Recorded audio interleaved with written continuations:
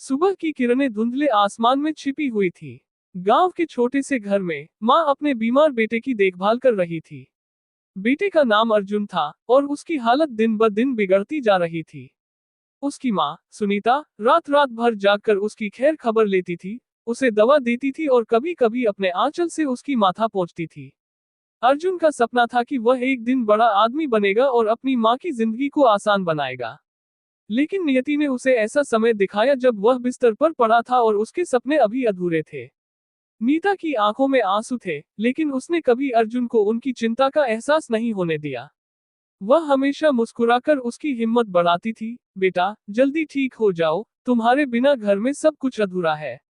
एक दिन अर्जुन ने माँ से पूछा, माँ, क्या मेरे अच्छे दिन कभी आएंगे?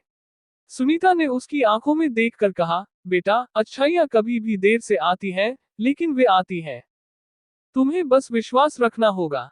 समय बीतता गया और अर्जुन की तबीयत में सुधार होने लगा। उसने फिर से उठना शुरू किया और उसकी माँ की देखभाल की निस्वार्थ भावना उसे गहराई से छू गई। धीरे धीरे अर्जुन स्वस्थ हो गया और उसने एक अच्छी नौकरी भी प्राप्त की। उसने अपनी माँ को एक सुंदर घर और आरामदायक जीवन दिया, जैसा उसने हमेशा चाहा था। सालों बाद एक दिन अर्जुन अपनी माँ के पास बैठा था। माँ की आंखों में आज भी वही ममता थी, लेकिन अब वह आंसू खुशी के थे। अर्जुन ने कहा, माँ, अब मैं जानता हूँ कि सुख और दुख जीवन के हिस्से हैं, लेकिन आपकी ममता और प्यार ने मुझे कभी हार मानने नहीं दिया। धन्यवाद। सुनीता ने अपनी आंचल से बेटे के आंसू पोंछते हुए कहा, बेटा, ये सब तुम्हारी मेहनत और विश्वास का परिणाम है। ममता कभी हार नहीं मानती, वो हमेशा उम्मीद और प्यार की ताकत बनाती है।